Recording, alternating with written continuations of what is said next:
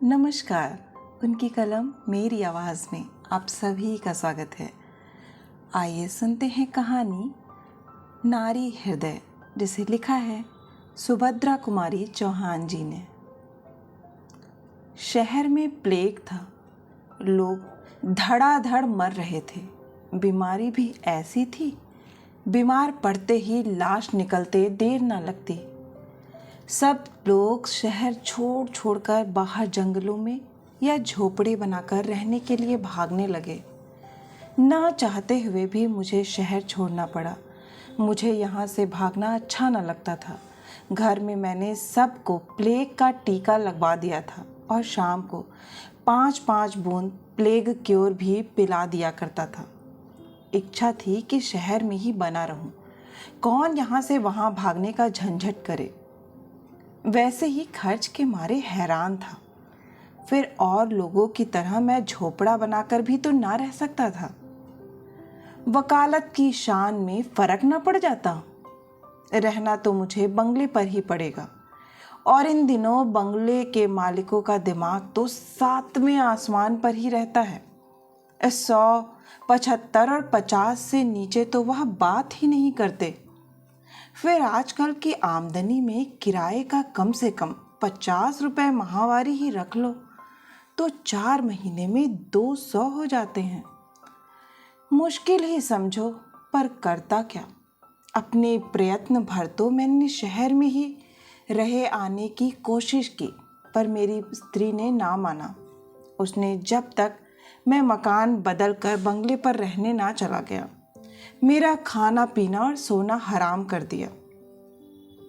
उसकी जरा सी बच्ची थी, जिसके लिए वह इतनी व्याकुल रहती जैसे सारे शहर भर का प्लेग उसी पर फट पड़ेगा। कचहरी की छुट्टी थी। मैं अपने ऑफिस वाले कमरे में एक नौकर की सहायता से अपनी कानून की किताबें जमा रहा था। कमरे में कई अलमारियां थीं। मैं उन्हें साफ करवा के वहां अपनी पुस्तकें और अन्य वस्तुएं तरतीबवार रखवा रहा था। उन अलमारियों से रद्दी कागजों के साथ एक लिफाफा भी वजन से जरा भारी होने के कारण खट से नीचे गिर पड़ा। मैंने उसे गिरते देखा, किंतु उदासीन भाव से फिर अपने काम में लग गया। मैं कमरे से बाहर जाने लगा। लिफाफा फिर पैरों से टकराया। इस बार मैंने उसे उठा लिया। उठाकर देखा तो उस पर किसी का पता तो ना था, पर वह मजबूत डोर से कस कर बांधा गया था और मैंने जेब में रख लिया। दिन भर कार्य की अधिकता के कारण मुझे उसकी याद ही नहीं रही। शाम को जब मैं भोजन करके लेटा तो क्रम से दिन भर की घटनाओं पर विचार करने लगा। एकाएक मुझे उस लिफाफे की याद आ गई। मैंने बिस्तर से उठकर कोट की जेब से लिफाफा निकाला और कैंची से धागे को काटकर सावधानी से खोला। देखा तो उसमें किसी स्त्री के लिए कुछ पत्र थे। उत्सुकता और बढ़ी। मैंने पत्रों की तारीख वार पढ़ना प्रारंभ किया। पहला पत्र इस प्रकार था। पत्र पहला। शांति सरोवर, 1/9/1931। मेरे देवता, मुझे मालूम है कि आप मुझसे नाराज़ हैं। थोड़ा भी नहीं, बहुत अधिक। यहाँ तक कि आप 2 अक्षर लिखकर अपना कुशल समाचार देना भी उचित नहीं समझते। आपकी इस नाराज़गी का कारण भी मुझसे छिपा नहीं है। मैं ही जानती हूँ कि किन परिस्थितियों में पढ़कर मैं आपकी आज्ञा का उल्लंघन कर रही हूँ। यदि आप मेरे स्थान पर होते तो आप भी वही करते जो मैं करती हूँ। अंत में मैं आपसे यही निवेदन करती हूँ कि आप मुझसे नाराज़ ना हों। अपने कुशल समाचार का पत्र भेजकर अनुग्रहित करें। आपकी ही प्रमिला। पत्र नंबर 2। शांति सरोवर, 10/9/1931। मेरे सर्वस्व। उस दिन पत्र भेजकर कई दिनों तक उत्तर की प्रतीक्षा करती रही, किंतु आज तक आपका एक भी पत्र नहीं मिला। उत्सुक नेत्रों से रोज पोस्टमैन की राह देखती हूँ। वह आता है और मेरे दरवाजे की तरफ बिना मुड़े हुए ही चला जाता है। सबके पास चिट्ठियां आती हैं, परंतु मेरे पत्थर के देवता आप ना पसीजे, आपके पत्र एक भी ना आए। ना जाने कितने तरह के विचार आपके दिमाग में आते और जाते होंगे, और आप ना जाने क्या क्या सोच रहे होंगे। कदाचित आप सोचते हो कि मैं बड़ी अकृतज्ञ, मूर्खा और अभिमानिनी हूँ। जिन लोगों ने मेरे साथ इतनी भलाई की, मुझे सर आंखों पर रखा, उन्हीं के साथ कृतघ्न कर रही हूँ। यही है ना? किंतु मैं क्या करूँ? मैं परवश हूँ, पत्र में कुछ लिख नहीं सकती। यदि आप कभी मुझसे मिलने का कष्ट करेंगे, अपने चरणों में दर्शन का सौभाग्य देंगे, तब मैं आपके चरणों पर सर रखकर आपको समझा दूंगी, आपको बतला दूंगी कि मैं अपराधिनी नहीं हूँ। तब आप जान सकेंगे कि मैं कितनी विवश और कितनी निरुपाय हूँ। नाराज तो उसी से हुआ जाता है जो नाराज़ी सह सके। किंतु आप नाराज़ हैं मुझसे, जो ना जाने कितने मील की दूरी पर है, जो हर प्रकार से विवश है, जिसे आपको छूने तक का अधिकार नहीं, जो केवल आपकी कृपा दृष्टि की भिखारिन है। यदि आप मेरी व्यवस्था का कुछ भी अनुभव करते, आप मुझसे हंसकर बात करते हैं, मैं हंस देती हूँ, अपने को धन्य समझती हूँ। कल से आप मुझसे बात ही न करना चाहें तो मैं आपका क्या कर सकती हूँ? मुझे क्या अधिकार है सिवाय इसके कि कलेजे पर पत्थर रखकर सब चुपचाप सह लूँ। मैं खुलकर रो भी तो नहीं सकती, मुझे इतना भी तो अधिकार नहीं है। आपने नाराज होकर पत्र लिखना बंद कर दिया है। कल यदि आपको मेरी शक्ल से भी नफरत हो जाए तो भला सिवा रोने के मेरे पास और क्या बचा रहेगा? मुझ सरीखी तो आपके घर 4 दासियां होंगी, किंतु मेरा दुनिया में कौन है? मैं तो घर बाहर की ठुकराई हुई अभागिन अबला हूँ। आपने दया करके मुझे सम्मान, आदर और अपने हृदय में आश्रय दिया है, उसे इस निर्दयता से ना छोड़िए। एक बार मुझसे मिल लीजिए, इसके बाद जैसी आपकी धारणा हो वैसा कीजिए। आप मुझे जिस दंड की अधिकारिणी समझेंगे, मैं उसे सहने के लिए तैयार हूँ। आप मुझे अपने चरणों से दूर देंगे तो भी मैं आपकी ही रहूँगी, समाज की आंखों में नहीं, अपनी और परमात्मा की आंखों में। आप मुझे भले ही अपनी ना समझें, परंतु मैं तो आजीवन आपको देवता की तरह ही पूजती रहूँगी। मेरा अटल विश्वास है कि आप सबके होने के बाद थोड़े से मेरे भी हैं। कभी साल 6 महीने में मिनट 2 मिनट के लिए ही सही, मुझे भी आपके चरणों की सेवा करने का अधिकार है। उत्तर की प्रतीक्षा में, अभागिन प्रमिला। पत्र नंबर 3, शांति सरोवर, 30/9/1931। मेरे स्वामी, यह तो हो ही नहीं सकता कि मेरे पत्र आपको मिलते ही ना हो। क्षण भर के लिए यह मान लिया कि मेरे पत्र आपको मिले ही नहीं, फिर भी क्या एक कार्ड पर 2 शब्द लिखकर आप मेरे पत्र ना भेजने का कारण ना पूछ सकते थे? खैर, आप अपनी मनमानी कर लीजिए, मैं हूँ भी इसी योग्य। कहा भी गया है, जैसा देव वैसी पूजा।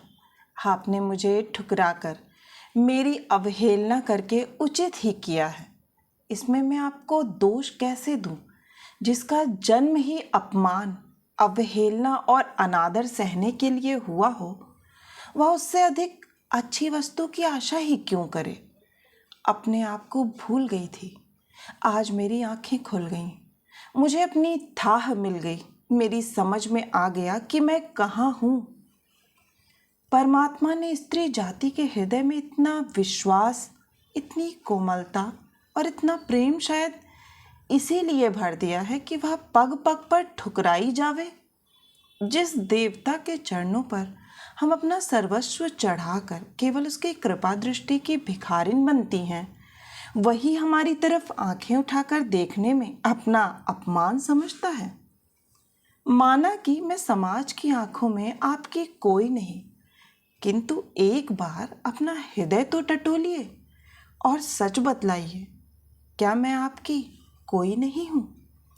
समाज के सामने अग्नि की साक्षी देकर हम विवाह सूत्र में अवश्य नहीं बंधे, किंतु शिवजी के मूर्ति के सामने भगवान शंकर को साक्षी बनाकर क्या आपने मुझे नहीं अपनाया था?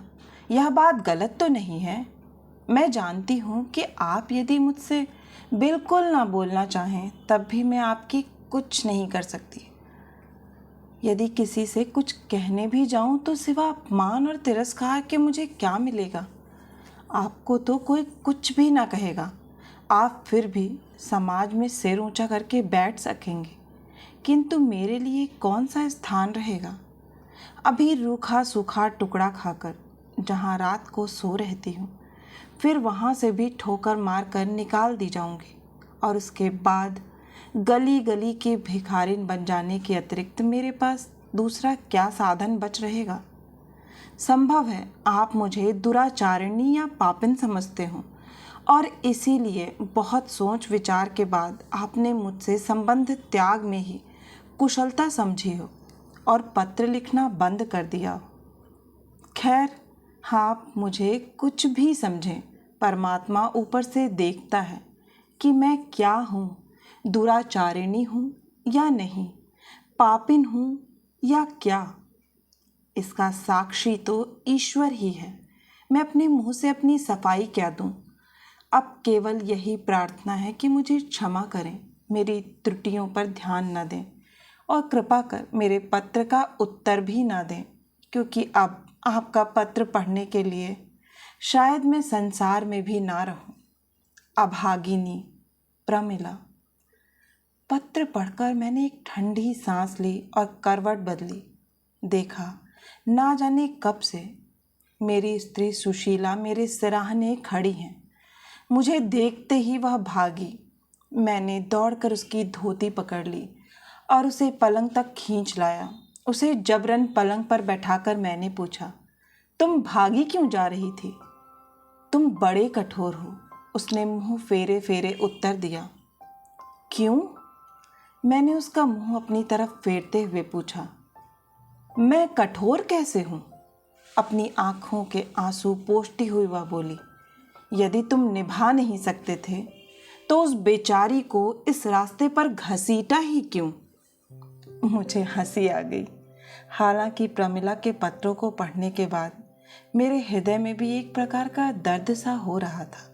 मुझे स्त्रियों की असहायता, उनकी विवशता और उनके कष्टों से बड़ी तीव्र मार्मिक पीड़ा हो रही थी।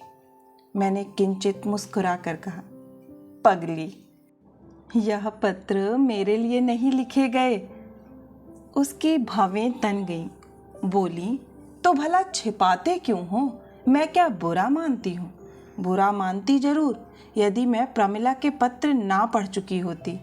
पत्र पढ़ने के बाद तो मुझे उस पर क्रोध के बदले दया ही आती है।